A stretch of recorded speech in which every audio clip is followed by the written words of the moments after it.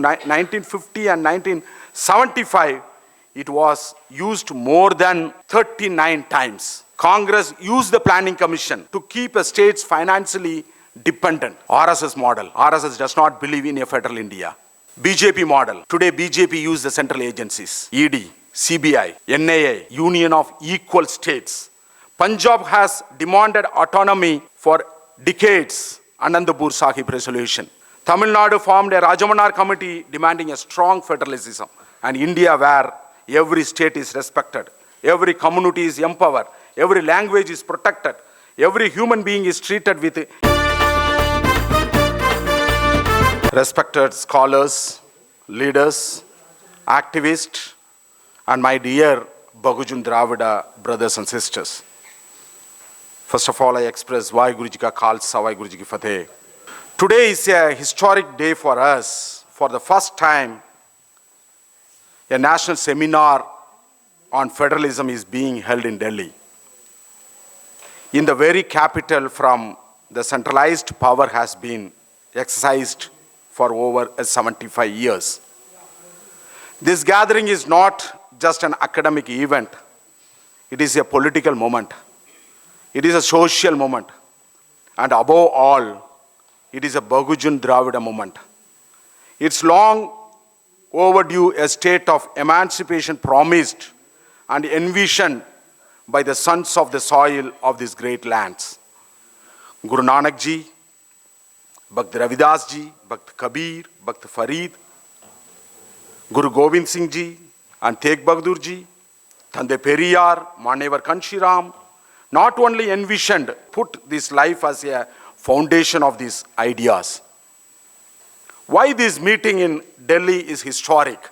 Federalism movements were born in Tamil Nadu, Kerala, Punjab, Andhra Pradesh, Telangana, Goa, West Bengal, and Maharashtra, not in Delhi. These states raised a strong voice for autonomy, for linguistic rights, for economic freedom, for identity protection, and mutual benefit for regions. Civilization that will abide by these principles of respect for all, liberty for all, bread for all must be guiding lights. But the center was always deflect this genuine aspiration as an anti-national, anti-one segment of society, regional noise, something that must be ignored or controlled and defeated. Power must be by the few, for the few, and of the few. Few means you know who those few. Today, for the first time, a new breeze has walked into Delhi.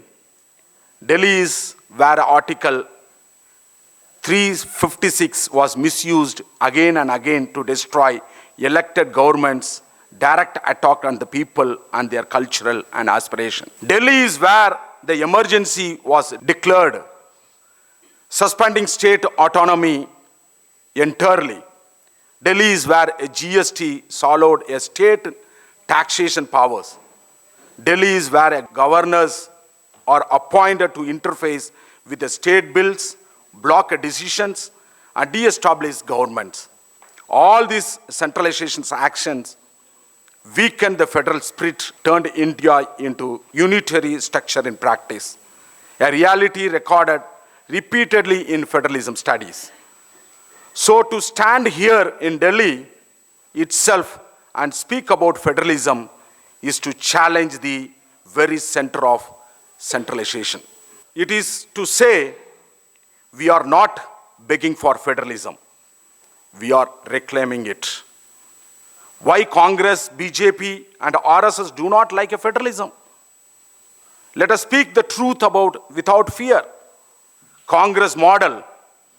From the 1950, Congress built a system where the central dismissed a state government repeatedly using Article 356.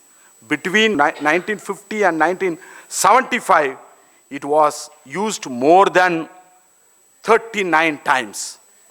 Congress used the Planning Commission to keep states financially dependent. It centralized education, forest, environment, policing, and development.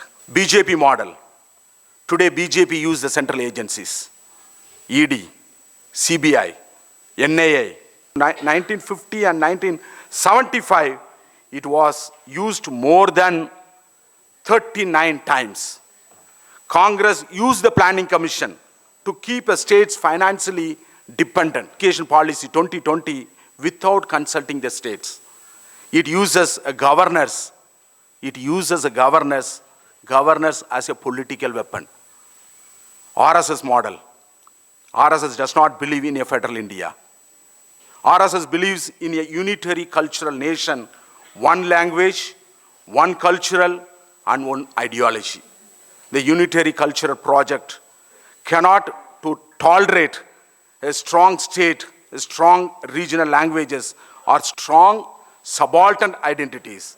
RSS is contradiction to the people of the soil. The deeper reason, the federalism weakens a Brahminical central control. Many of these controllers work against the interest of these lands and do the bidding of the foreign interests. It opens the door for regional leadership, social justice politics, and Bahujan representations. That is why the Congress, BJP, RSS ecosystem cannot accept genuine federalism. Because a genuine federalism would mean a Tamil Nadu protecting a Tamil identity, Punjab protecting a Punjabi and Sikh identity, Maharashtra protecting a Marathi identity, Andhra Pradesh and Telangana protecting their cultural autonomy, and the Bahujan masses shaping the policies at state levels. Federalism breaks a monopoly of central elites. That is why they resist it. True federalism is impossible without SC/ST voice, so-called Dalit voice. Federalism is not only about the power of the states. Federalism is about which voice inside the state get a power. If the voice of the SC/ST, OBC, Adivasis, minority community is not heard inside a federal structure, then the federalism itself become a hollow. When SC/ST, OBC communities get a stronger state autonomy, many possibilities opens. States like Tamil Nadu and Kerala expand a reservation beyond the 50% cap. States can subcategorize SC/ST communities to ensure the true justice. States can create a new welfare scheme, scholarships, coaching system, and economic protection. State can tailor a policy to the local caste realities more accurately than a Delhi ever can. State can ensure a strong enforcement of the SC/ST Atrocity Act. But the same document warns us, if the state fall into the upper caste dominance, they can also roll back protections, dilute reservations, and underfund SC/ST welfare. Therefore, federalism without SC/ST is not democracy. A federalism without OBC is not justice. A federalism without Bahujan Dravida of this nation is not a federalism at all. Democracy becomes stronger only the last person gains a power inside a state, not when only the upper caste rule the states. Why Bahujan Dravida rule in Delhi is essential for true federalism? Because you cannot see the upper caste people, the upper caste, so-called upper caste, the Brahminical forces not ruling the states. They are culminating in the Delhi only. They wanted to control the Delhi. But the SC/ST, OBC have to come here to Delhi. Let us say something clearly. Federalism will flourish only when the Bahujan and Dravidian people enter the rule Delhi.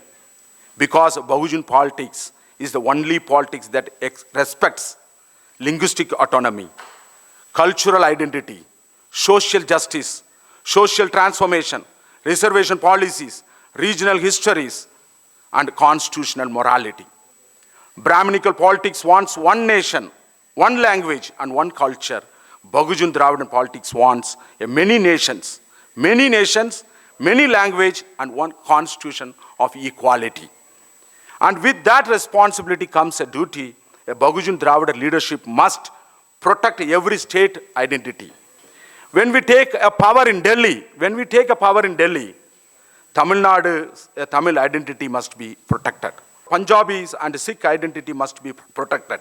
Maharashtra, Marathi identity must be protected. Northeast languages and cultural must be protected. A tribal autonomy must be protected. Kashmir's political voice must be restored. Goa's cultural identity and land rights must be safeguarded. This is the real meaning of federalism. Unity in equality. Unity in equality, not unity in domination. True federalism is a social revolution. Federalism is not just a constitutional arrangement. It is challenging of caste hierarchy.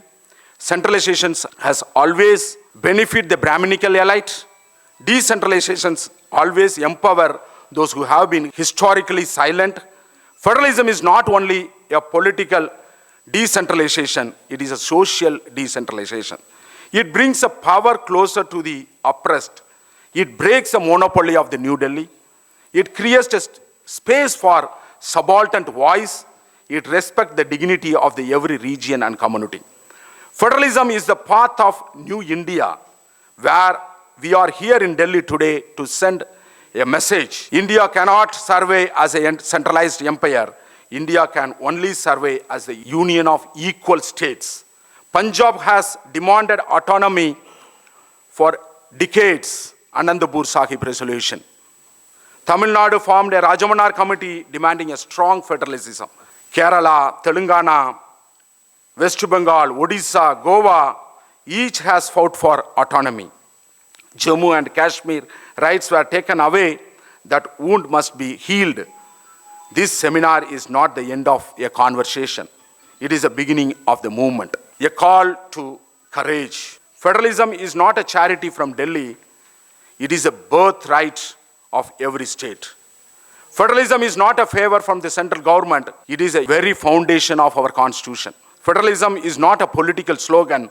It is a socio-political cultural revolution meant to uplift the majority of this nation, SC, ST, OBC communities, and Christians, Muslims, Sikhs, Jains, and all other whose voice shape India's soil. From the Sikh Gurus to Periyar, from Periyar to Kanshiram, the message has remained the same. Power must go to the people. Equality must go to the people. And today in Delhi, we declare the era of central dominance is ending. The era of central dominance is ending. The era of Bahujan Dravidian federalism is beginning. May this seminar inspire us to build an India where every state is respected, every community is empowered, every language is protected, every human being is treated with equal dignity. But if we truly want to implement this vision, it cannot be done by any individual alone. This is a moment that demands a collective action, organized action, and united action. The Gen Z youth of this country, are more politically aware than ever. The courageous struggle of the Sikh students at Punjab University forced the center to bend. I want to repeat it. The courageous struggle of Sikh students at Punjab University forced the center to bend. The historic farmers' movement led with the Sikh bravery and discipline and compelled the center government to retreat. Bravery, courage, solidarity, and equality are born from the Sikh soil. And college students across India are the new force that can decide the politics of the next century. These students must travel across India. They must spread the message of equality, fraternity, and true democracy. If we fail to do this, we will watch our country decline before our eyes. And we cannot allow that to happen. Therefore, today, we began a new journey across the nation under the banner of the People's Federal Front of India. In the coming years, the People Federal Front of India will rise as a national alternative to both the NDA and the India bloc. Its mission is clear: to share a power, to democratize the union of Indian states, and to return a power to the people, to respect elders, thinkers, and leaders who have joined as a special speaker today. I extend my humble request to heartfelt invitation. Stand with us to become a co-organizer. Help us to build the organization that will protect this country and its people. Thank you. Vaheguru Ji Ka Khalsa, Vaheguru Ji Ki Fateh. We can create even casteless society only by becoming rulers of India.